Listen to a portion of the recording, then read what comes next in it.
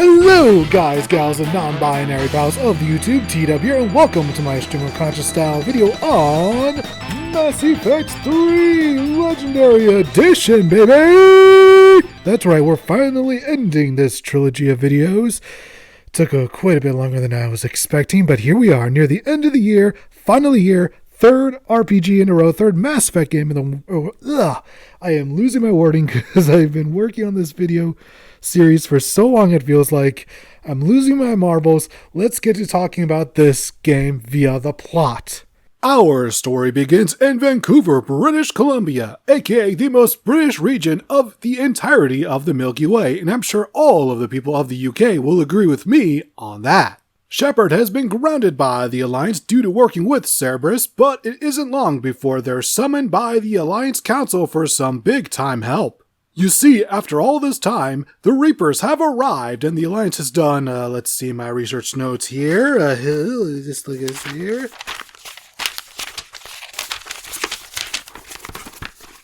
They've done fuck all to prepare. Well done! Following a rousing speech, said evil forces attack, with the only survivors being Shepard and Captain Anderson. They fight through the Reaper forces until they're rescued by the Normandy. Anderson decides to stay on Earth and fight the Reapers as best he can while sending Shepard to the Citadel for reinforcements. Our crew at this point is Shepard, Joker, a returning Major Kaidan Alenko, and newcomer Lieutenant Jimothy James Vega, voiced by pro wrestling superfan and former WWE writer Freddie Prinze Jr. We would head for the Citadel, but Admiral Hackett, who's basically one of the people in charge of the Alliance military, sends our asses to Mars. It's here where we run into Cerberus, but after killing about a dozen of them, Kaidan is still, well, you used to work for them, so you still might. And Shepard is all, bro, I just iced them cold. Are you dense, mate? And Kaidan is all, whatever, dude. Anyways, in the facility proper, we run into a returning Dr. Liara Tassoni, aka Shep's Bay, and she informs us about some secret project that was found. Because Shep is only allowed to have 2 party members at any given time, Vega is sent back to the shuttle. After fighting a metric fuck ton of Cerberus goons, we finally reach where the data is, but Ozer McNoserton, our old boss Tim, shows up and blathers some nonsensical tomfoolery about this, that, and the other. But it was all a big ol' honking distraction as the data was being erased by a Cerberus agent and she has the only copy of said data. We give chase, and whilst it may appear that she is getting away, good old Jimmy Jam Vega does his best impression of me playing Saints Row 2 and stops her from escaping. I got this one!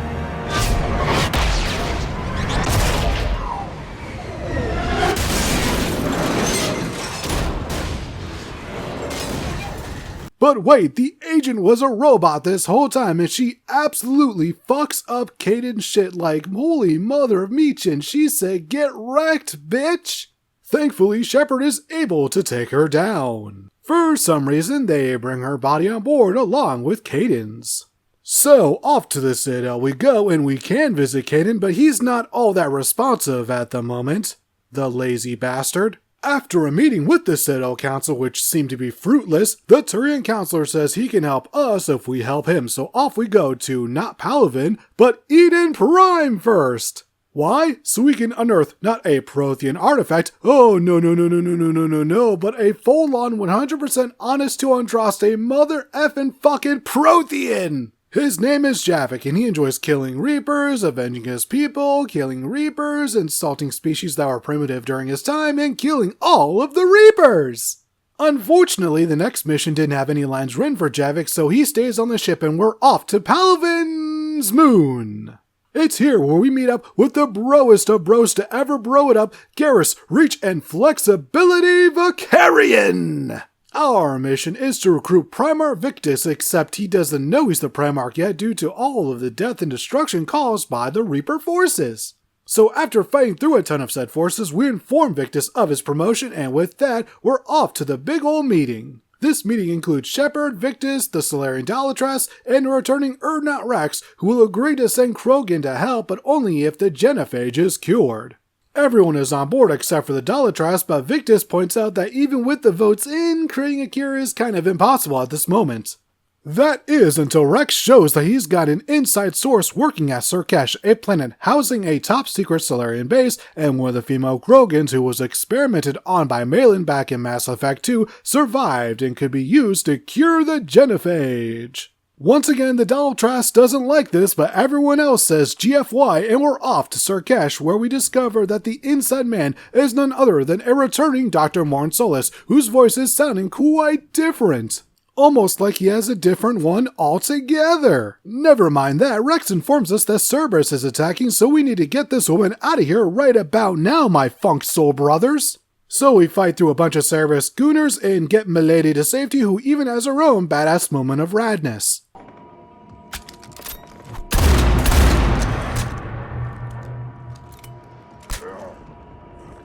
I also recommend bringing Garrison Liara along just for this moment.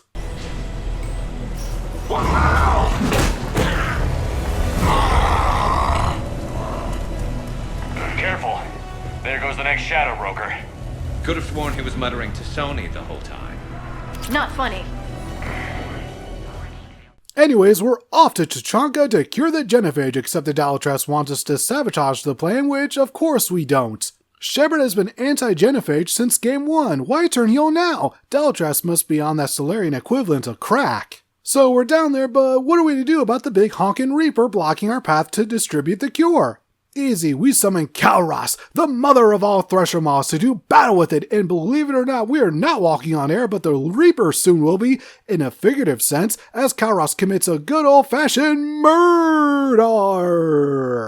But the Reaper did significant damage to the tower Morton needed to use in order to distribute the cure. This does not deter the good doctor one iota, as he still takes the elevator up and sends the cure blasting through the atmosphere at the cost of his own life. And with that, our mission on Tuchanka is finished in the most bittersweet of ways. Next, we head to the Citadel to investigate a claim that Udina may be a dirty Ernie Osiris type, but by the time we get there, the entire station is under siege by Cerberus. Putting aside how dumb that is, Shepard and company take down the insurrectionists until one Kai Lang interferes. His plot is then foiled by the returning and in the process of literally dying from his disease assassin, Thane Krios. Unfortunately, Lang delivers a mortal wound to Thane before escaping. After battling through more brainwashed dummies, we catch up to the council who is being guarded by Spectre Kaidan Alenko. Oh yeah, I forgot to note that in the intermeeting time, he got a promotion. Congrats! Anyways, after some convincing from Shepard, Kaidan focuses his anger on the real enemy,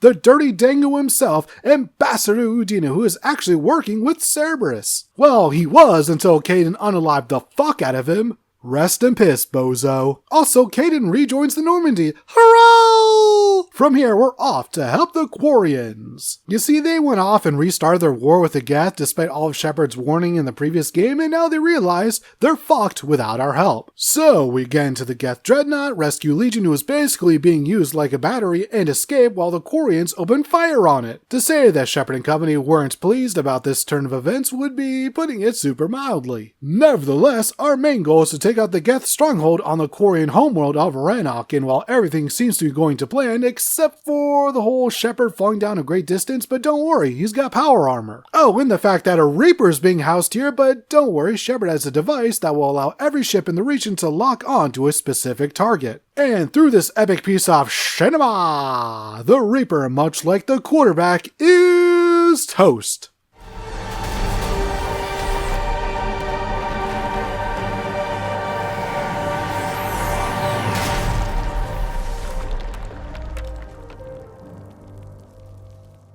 Now, Shepard must broker peace between the Geth and Quarians, and this is only possible if you completed 2 other side quests on Rannoch, so I hope you did! Thankfully, Shepard did this on my playthrough, so all seems well. That is until Legion informs us that in order for the Geth to attain full 100% sentience, he must sacrifice himself to upload the code to their systems, and this is honestly a pretty movie moment as Tali mourns the loss of someone whom she only recently started to empathize with. From here, we're informed by the Asari Counselor to head to the Asari homeworld of Thessia to obtain important information regarding the big old project we've been building this whole time to fight the Reapers, known as the the Crucible. The Council believes the catalyst may be there, and thus, that is where we go. But of course, Reapers have basically taken the whole planet over. After making it to the temple where said info would be, it turns out that the statue of the Asari goddess was hiding a Prothean artifact which housed a VI that could tell us all the info we need. That is until Kyle Lang shows up, beats everyone up, steals the data and leaves, which has Shepard and company no other option but to escape as Thessia falls.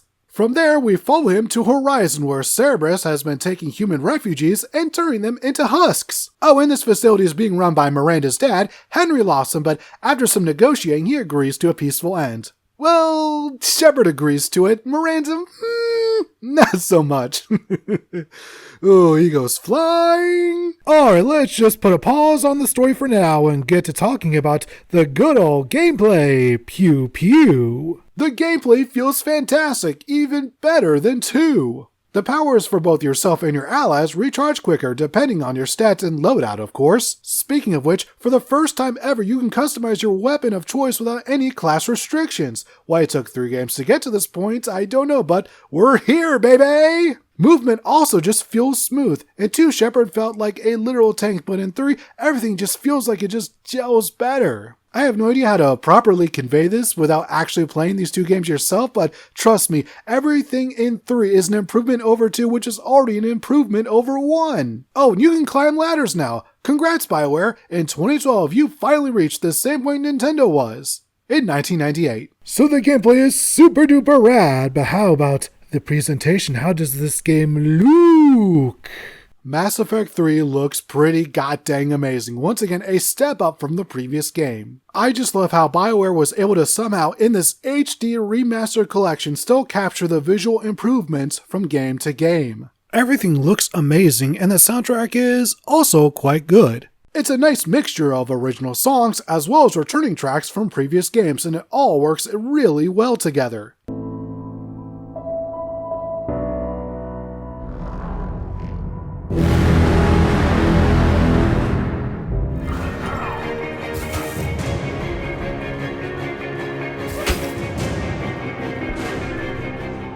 I know working with the Geth will be difficult. I'm not staying. I'm coming with you. I wasn't going to ask. I think you've earned a few favors with the fleet. I'm asking them to launch an assault on the Reapers. Figure that makes us even. If the Reapers were going to stay on Earth, sure. But sooner or later, they'll come to Rannoch. If you want proof that this soundtrack goes hard, then just know that Leaving Earth has been used in quite a bit of other media, including, of all places, Key and Peele. I gotta tell you, I was not expecting to see Key and Peele end up in this video, I gotta tell you. When I was starting this trilogy, not something I was expecting in the absolute slightest.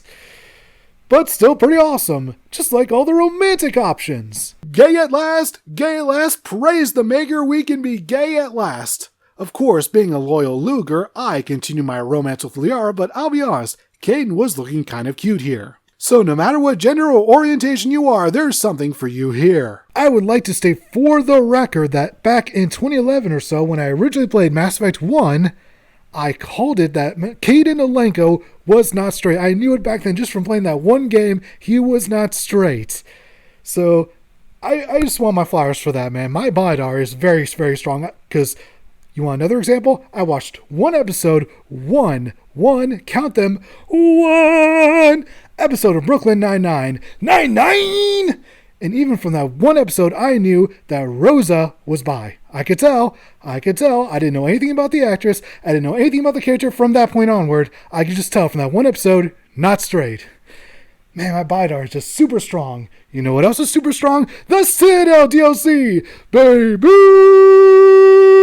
The Citadel campaign is just bonkers, and it has everything. Faceless gooners, a rookie you take under your wing, a casino heist, and a one-on-one duel with your own clone on the motherfucking Normandy. On top of that, the dialogue is extremely self-referential. If you've been paying close attention while playing through these 3 games, then there's so much fan service you might nosebleed harder than an anime character. To say the tongue is in the cheek for this campaign would be underselling the insanity of it all. Alright, get a patrol going. Find Shepard. The real one. Hey, what do you mean by slow him down? We're allowed to kill Shepard if we have to, right? He said slow him down because he thinks we're cannon fodder. Oh, well, shit. This is from my cabin. He's moving stuff out of my cabin. Oh, now it's personal. Messing with my cabin. There are also mini games here, and if you know me, then you know I fucking love mini games. Yes, hook them to my veins. Do it now. And there's a combat arena where you can fight alongside friendos from all 3 games except for the ones that are dead, which kinda sucks, but you know, I'll take what I can get. And to cap things off, we have a party featuring all of the surviving party members, and my goodness gracious, this is easily the best part of the entire franchise! To me, this is what not just Bioware games, but my favorite video games in general have always been about. The character interactions, and they're on full display here. The crew at Bioware knew that this was going to be the final time they'd ever be able to get these characters all in the same room again, and they took full advantage of it. And after a wild night of sex, drugs, and hard industrial music, the crew head off to Normandy in a bittersweet moment. And this is where our review ends. I could talk about the ending, but to me, this moment right here, this is my Mass Effect 3 ending, and I really, really mean that. Being 100% real with you all, I rarely ever play through the final mission of Mass Effect 3. I play until Horizon, then I play through the Citadel DLC, and then I'm done with Mass Effect 3, and if I wanted to properly convey my feelings on this trilogy, then I had to end it the same way I normally do. And especially after learning what the Citadel DLC meant to everyone who worked at Bioware, from the programmers, the writers, the actors. For a lot of them, this was their last hurrah of Mass Effect. Many of them ended up leaving Bioware and didn't return for Andromeda, and might not for the next entry. If you really must know my thoughts on the ending to this game, it's fine. You know, I always choose the destroy ending if you really want to know all the specifics and all that, and like I said, it's fine, and when it's all good and finished, my thoughts are, that's certainly happened, and it doesn't really strike as much of a chord with me these days as the Citadel DLC does. Like, especially once again, diving into all the interviews and all the behind-the-scenes stuff of how much that DLC meant to everyone who worked on this game. It really feels like the culmination of everything more than the actual ending to this game. Anyways, that is this video. Good, done, and dusted. Into the past. Whee! Off it goes. As for the future, that'll be in the year 2025. And for that next video, I'm thinking we're going to go a little old school. Hope you all join me for that, and hope you all have a fantastic rest of the year and an amazing start to the next year in 2025, baby! Not sure why I went in for a scene there, but whatever's McBabs, I suppose. Bye-bye!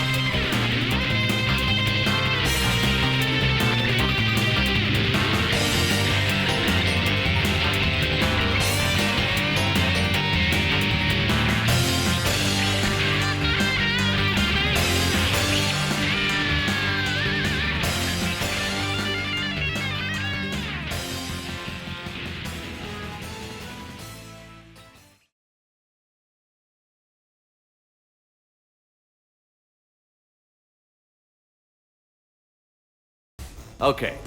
Everyone say Normandy. Normandy!